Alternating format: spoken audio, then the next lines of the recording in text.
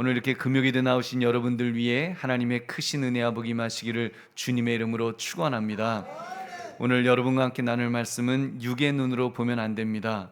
육의 눈으로 보면 안 됩니다라는 제목으로 우리 함께 은혜를 나누려고 합니다. 예수님과 유대인들 사이에 논쟁이 많이 일어났습니다. 그 이유는 거의 동일한 원인 때문이었습니다. 그것은 유대인들은 늘 예수님을 육의 눈으로 보려 했다는 사실입니다. 반면에 예수님은 모든 것을 영의 눈으로 보시면서 그렇게 말씀하셨죠. 그렇기 때문에 늘 백성들과는 차이가 있었고 다른 입장을 취할 수밖에 없었던 것입니다. 여러분, 이것이 얼마나 기가 막힌 일입니까? 유대인들은 다른 사람도 아니고, 여러분, 유대인들 하나님의 백성인데 하나님의 백성이 하나님의 아들을 육의 눈으로 보고 판단하려 했으니 이게 얼마나 기가 막힌 일이겠습니까? 하나님이 자기들을 위해 보내신 메시아를 알아보지 못했습니다. 결국은 십자가에 못 박아 죽이는 인류 역사상 가장 어리석은 행동을 했던 것입니다. 여러분, 그러므로 오늘 말씀 육의 눈으로 보면 안 됩니다. 이 제목을 가지고 예수님을 어떻게 바라볼 것인가를 살피시는 이 밤이 되시기를 주님의 이름으로 축원합니다. 첫 번째, 육의 눈으로 보면 모든 것이 무정하게 느껴질 수 있습니다. 아주 감정 없이 무정하게 그렇게 느껴진다는 것입니다. 사람들이 예수님을 실성했다고 이제 말했습니다. 당신은 귀신이 들렸도다. 그 이유는 기존의 종교, 즉 유대교를 허물려는 사람이라고 생각했기 때문이었습니다. 그 대표적인 사건이 바로 안식일에 38년 된 병자를 고치셨던 그 사건이었습니다.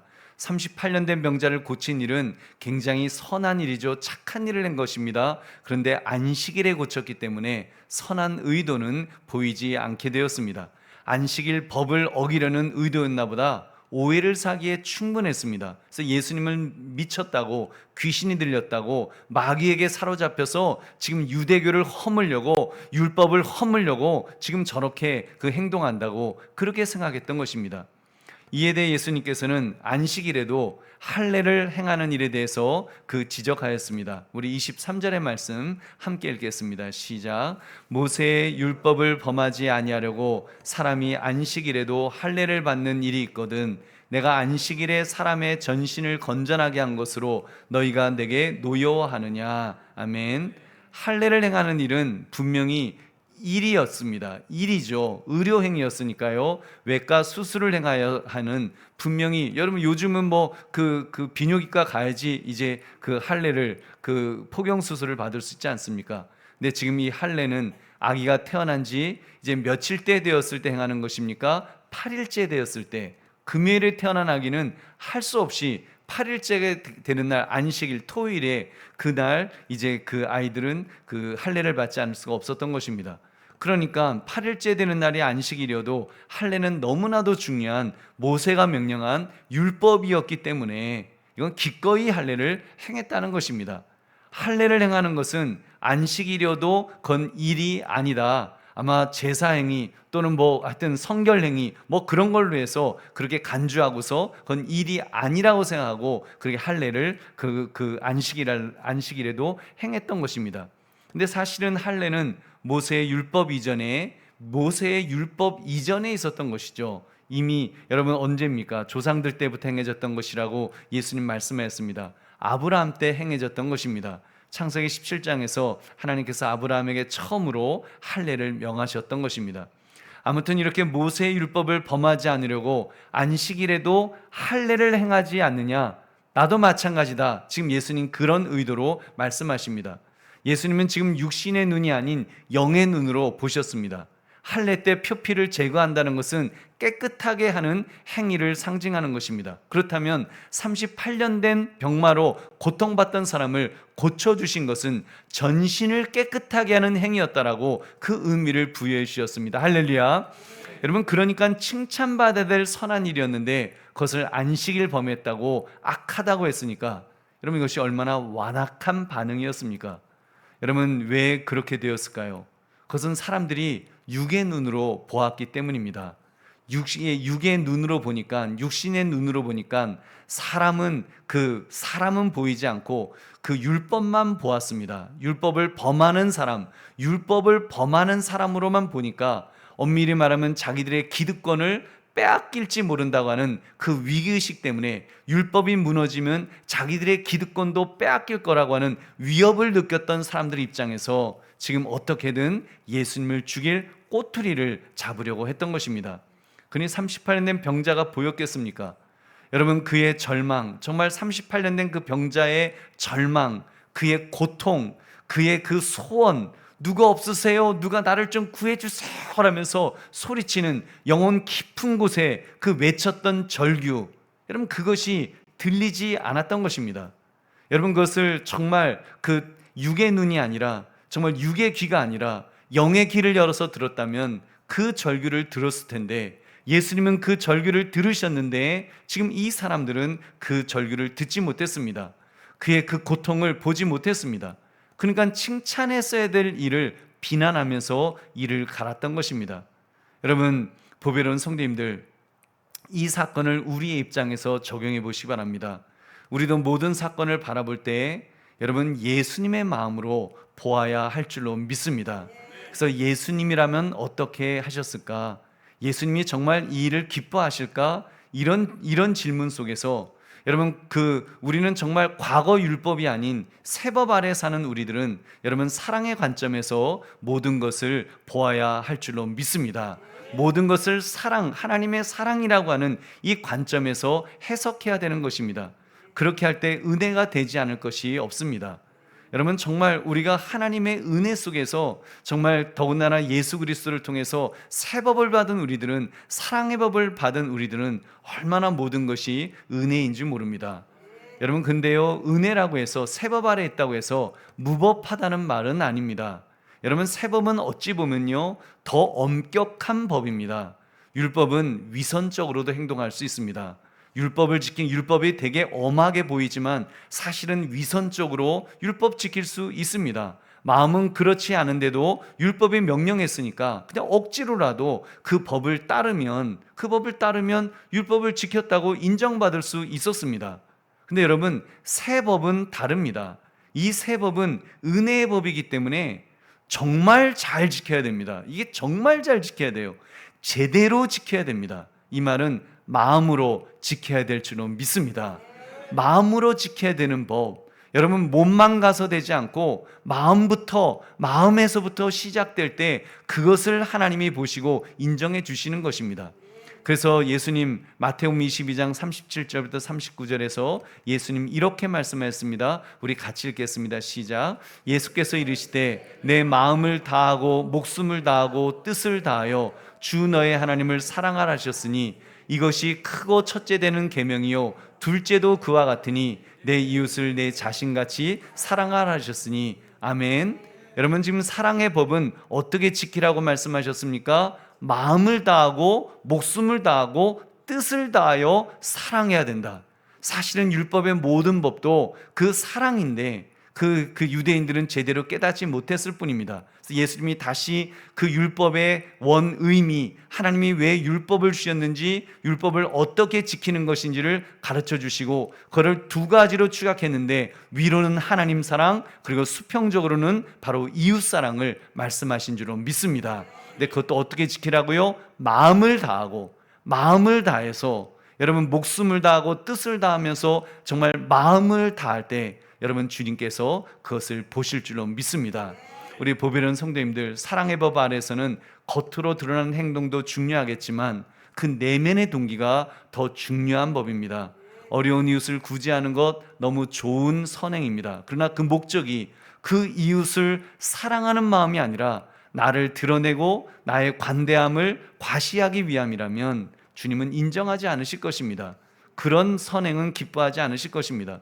여러분, 그렇기 때문에 믿음의 사람은 영의 눈으로 모든 것을 살펴야 합니다. 그러면 영혼이 보일 것입니다. 예수님께서 38년 된 병자의 그 오랜 고통과 탄식을 보시고 안식일임에도 불구하고 불쌍히 여기셔서 즉각 고쳐주신 것처럼 그 영혼의 탄식을 여러분 들어야 될 줄로 믿습니다. 이것이 참 믿음의 사람의 모습인 것입니다. 그러므로 육의 눈이 아닌 영의 눈으로, 정말 사랑의 눈으로 모든 것을 바라보시기를 주님의 이름으로 축원합니다. 두 번째, 육의 눈으로 보면 육의 것만 보고 판단하려 합니다. 여러분, 지난주에도 말씀드렸습니다만 육의 눈으로만 보면 예수님이 안 보이게 됩니다. 예수님의 형제들도 처음에는 예수님을 하나님의 아들로 알아보지 못했습니다. 고향 친척들도 마찬가지였고요. 오늘 본문의 이 사람들, 어찌 보면 예수님에게 우호적인 마음을 가진 것 같은데 역시 육의 눈을 벗어나지 못하는 것을 볼 수 있습니다. 이런 내용입니다. 어떤 유대인들은 예수님께서 드러나게 복음을 증거하시는 것을 보면서 신기하게 여겼습니다. 저 사람 유대 교권자들이 죽이려고 혈안이 돼 있는 그 이를 빠드득 가는 그 사람 아니야? 근데 왜 안 죽이지? 저 사람 저렇게 공개적으로 밖에서 저렇게 막 복음을 증거하는데 어떻게 그냥 놔두지? 지금 그 질문입니다. 제사장들이, 바리새인들이 함부로 예수님을 공격하지 못하자 그 사람들이 질문하는 겁니다. 저 사람 혹시 진짜 그리스도로 인정받은 건가? 제사장들이 안 죽이는 것 보니까 진짜 그리스도기 때문에 안 죽이는 거야? 그 질문을 던져본 것입니다. 근데 거기까지였습니다. 질문만 던져보고 그리스도인가? 라고 질문은 던졌다가 그리스도는 오실 때 어디서 오시는지 아는 자가 없다고 했는데 우린 저 사람이 어디 출신인지 알지 않느냐? 그러니까 메시아일 리가 없다. 우리 27절 말씀 같이 읽겠습니다. 시작. 그러나 우리는 이 사람이 어디서 왔는지 아노라. 그리스도께서 오실 때에는 어디서 오시는지 아는 자가 없으리라 하는지라. 아멘. 저는 오늘날 우리들도 신앙생활을 하면서 영적인 것을 배제하려는 그런 성향이 있는 것을 발견하게 됩니다. 모르겠습니다. 우리 교회는 그동안 너무 영적인 것을 강조하다가 한국교회가 그동안 너무 영적인 것을 강조하다가 역풍을 맞게 된 것인지 모르겠습니다만 여러분, 정말 우리 교회 안에서도 정말 신앙생활하는 믿음의 사람 안에서도 하나님의 역사를 별로 생각하려고 하지 않습니다. 모든 것을 육신의 눈으로 보려는 것입니다. 여러분, 육신의 눈으로 보고 계산으로 보고 뭔가 숫자로 보고 여러분 어떻게 하겠습니까? 육신의 눈으로 보겠다는데야 예수님도 어떻게 하시지 못하셨죠. 다만 안타까운 것은 여러분, 우리의 삶이 영의 눈을 열어보게 되면 여러분, 영적인 유익을 얼마나 많이 누릴 수 있는지 모릅니다. 여러분, 정말 영의 눈으로 보면 정말 그리스도의 그 충만을 우리가 누리면서 살 수 있는데 여러분, 주님이 정말 우리와 함께 하시는 것을 느끼게 된다면 여러분, 그리스도의 충만을 우리가 누리게 될 줄로 믿습니다. 그래서 그 그리스도, 정말 영의 눈으로 바라보면 그 주님, 예수님이 여러분 그 육신을 가진 그 예수님으로만 보는 것이 아니라 나사렛의 목수의 아들만 보는 것이 아니라 하나님의 아들로 보게 될 줄로 믿습니다. 하나님의 아들로 봐야죠. 목수의 아들이 아니라 하나님의 아들로 볼 때 영의 눈으로 보면 하나님의 아들이 보이기 때문에 그분께 모든 것을 맡기게 될 줄로 믿습니다. 그분이 주인 되시도록 맡겨드리면 좀 더 그리스도를 누리며 살 수 있는 것입니다. 여러분, 물론 우리가 육신적으로 행해야 할 일들은 또 해야 할 것입니다. 비둘기 같은 순결과 함께 뱀 같은 지혜가 또 분명히 필요하죠. 다만 여러분, 적어도 교회 안에서는 주객이 전도되면 안 된다는 것입니다. 주인과 객이 바뀌어 버리면 여러분, 그것은 비극이 아니겠습니까? 아무리 육신적인 일을 우리가 경계하고 준비하고 행해야 한다고 할지라도 여러분, 우리가 영의 눈을 열어서 보지 못하면 영의 눈으로 모든 것들을 바라보고 그 배후에서 역사하시는 그리스도를 기대하지 않는다면 여러분, 그게 교회입니까? 그냥 단체죠. 그냥 무슨 친목단체랑 뭐가 차이가 있겠습니까? 여러분, 교회는 영의 눈으로 봐야 될 줄로 믿습니다.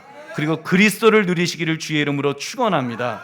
보십시오. 엘리사의 하인 게하시 아시지 않습니까? 아람 군대가 포위되어 있을 때 그러면서 지금 아람 군대가 우리를 죽이려고 합니다. 이제 다 죽었습니다. 그 벌벌 떨었던 그 게하시를 여러분 알지 않으십니까? 육의 눈으로 보았을 때 그는 아람 군대만 보았습니다. 엘리사가 기도해 주었죠. 영의 눈을 열도록 기도해 주었을 때 그가 무엇을 보았습니까? 천군을 보았습니다. 여러분, 아람 군대를 포위하고 있는 서슬이 시퍼런 그 칼을 들고 있는 천군 천사들을 보면서 아하, 하나님이 함께 하시는구나, 하나님이 나와 함께 하시는구나, 우리와 함께 하시는구나, 그것을 깨닫게 된 줄로 믿습니다. 여러분 그것을 누리시기를 주의 이름으로 축원합니다. 그러므로 어떤 형편 어떤 처지에서도 영의 눈을 떠 주님을 바라보시는 저와 여러분 되시기를 주님의 이름으로 축원합니다. 세 번째, 영의 눈으로 보면 하나님과의 관계 속에서 모든 것을 판단하게 될 것입니다. 여러분 오늘 본문의 대화를 들여다보면 예수님의 관점은 완전히 다르셨다는 것을 알 수가 있습니다. 예수님은 영의 눈으로 보셨습니다. 영의 눈으로 보시니까 예수님은 자신이 어디에서 오셨으며 누가 보내셨는가를 분명히 아셨습니다. 28절 29절 함께 읽겠습니다. 시작.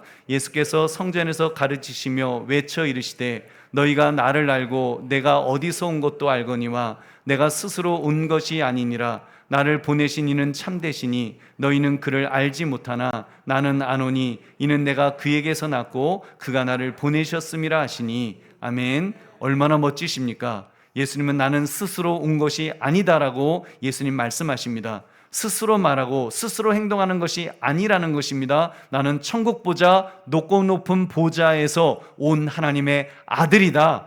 그 나사렛 그 목수의 아들이 아니라 나는 하나님의 아들이라는 것을 지금 그 자의식 속에서 말씀하시는 것입니다. 나를 보내신 이는 그래서 아버지 하나님이시다라는 사실을 분명히 하셨습니다. 이 자의식을 예수님은 가지고 계셨습니다. 그렇기 때문에 마지막 십자가에서 우리의 죄를 짊어지시고 죽기까지 메시아로서의 모든 사명을 완수하신 줄 믿으시기 바랍니다. 우리 보배로운 성도님들, 그렇다면 예수를 믿는 우리도 이 자의식을 분명히 합시다. 내가 누구인가? 나는 어디에서 왔으며 어디로 가는 존재인가? 이것을 분명히 해야 되겠죠. 여러분 내가 누구입니까? 여러분 우리 역시도 하나님으로부터 왔음을 고백해야 될 줄로 믿습니다. 여러분 그리고 우리는 하나님에게로 돌아갈 존재라는 사실을 우리는 분명히 알아야 됩니다. 영의 눈을 통해서 자기 자신의 거울을 통해서 보아야죠. 영의 눈으로 보면은 내가 어떤 존재인지, 내가 어디로 가는 존재인지 예수님께서 말씀하신 것처럼 예수님이 가는 길이 바로 우리가 가는 길인 줄 믿으시기 바랍니다. 여러분 그럼 두려울 것이 무엇이 있겠습니까? 우리가 육신에 사로잡혀서 육신의 눈으로 세상을 볼 일이 무엇이 있겠습니까? 여러분 우리는 그냥 하나님만 바라보면 될 줄로 믿습니다. 하나님만 의지하면 될 줄로 믿습니다. 여러분 그냥 건성으로 여러분 이 말씀 듣지 마시기 바랍니다. 이 말씀 그냥 건성으로 뭐 하나님만 바로 하나님만 의지하자, 그냥 어떤 라임처럼 그냥 이렇게 하나님만 바로 하나님만 의지하자, 이것이 아니라 여러분 정말 우리가 하나님을 바라본다는 것은 여러분 우리가 영의 눈이 열리면, 우리가 영의 눈으로 바라보면 하나님을 볼 수 있는 줄로 믿습니다. 여러분 우리 하나님만 의지하는 것, 여러분 우리가 하나님의 하나님 되심을 인정하게 되면 여러분 하나님의 하나님 되심, 그런 어떤 세상의 우상이 아니라 정말 하나님은 하나님이십니다. 하나님은 하나님이십니다라고 고백하게 되면 모든 것을 하나님께 내어 맡기게 될 줄로 믿습니다.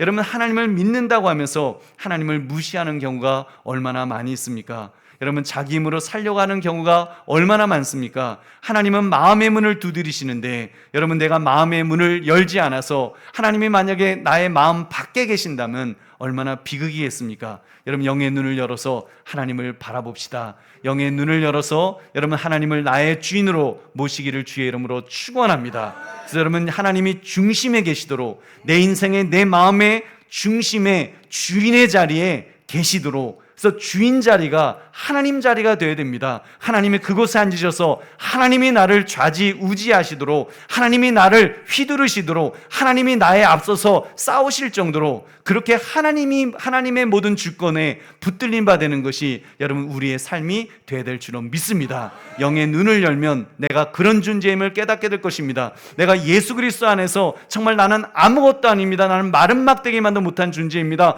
오직 하나님에게 붙들림 받아서 그래도 요만큼이라도 내가 살 수 있습니다라고 우리가 고백하게 될 줄로 믿습니다. 나는 감추어지고 나는 사라지고 나는 십자가에 못 박혀 죽어버리고, 그리고 이제는 그리스도께서 살려주시는 그 사람, 그리스도께서 살려주시는 바로 나를 바라볼 수 있는 영의 눈으로 바라보시는 저와 여러분 되시기를 주님의 이름으로 축원합니다. 말씀을 맺습니다. 육의 눈으로 보면 안 됩니다. 여러분 이 말씀의 제목 정말 마음에 새깁시다.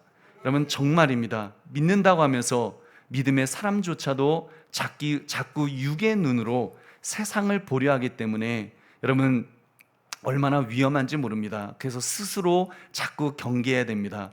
육의 눈으로 보면 안 된다. 육의 눈으로 보지 말자. 육의 눈으로 보는 순간 내 눈앞에 계신 예수님조차도 그 보이지 않기 때문에, 예수님이 그리스도로 보이지 않고 예수님이 그냥 나사렛 목수로만 보여서 그냥 목수 정도로만, 우리 집 가구 고쳐주는 분 정도로만 그렇게 여기게 된다면 얼마나 비극이겠습니까? 여러분, 유대인들은 그러다가 육의 눈으로 예수님 보다가 예수님 핍박했습니다. 육의 눈으로 보다가 예수님 십자가에 못 박아 죽이는 바로 그 일에 앞장섰던 얼마나 비극적인 민족이 되었습니까? 여러분, 그런 점에서 우리는 정말 영의 눈을 열어볼 수 있도록 여러분 주님을 의지하시기를 주의 이름으로 축원합니다. 그리고 우리 정말 간구합시다. 주여, 게하시의 눈을 열어서 천군을 보았던 것처럼 영의 눈을 열어 보게 하여 주시옵소서. 예수가 그리스도시라는 사실을, 나사렛 그냥 목수의 아들이 아니라 정말 그 요셉의 아들 정도가 아니라 바로 예수님이 그리스도다, 하나님의 아들이시다, 이 사실을 정말 영의 눈으로 보면서 고백하면서 믿을 수 있게 해달라고 우리가 주님 앞에 고백하면 주께서 그런 믿음을 주실 줄로 믿습니다. 우리의 영의 눈을 열어주실 줄로 믿습니다. 그래서 우리가 보아야 될 것을 보고 내가 누구인지를 깨닫고 내가 어떻게 살아가야 되는지를 깨닫는 그런 사람으로 만들어 주실 줄로 믿습니다. 그러므로 말씀의 제목, 육의 눈으로 보면 안 됩니다. 이 제목처럼 육의 눈이 아닌 영의 눈을 열어볼 수 있도록 늘 깨어 있으시는 저와 여러분 되시기를 주님의 이름으로 축원합니다. 우리 함께 우리 찬송한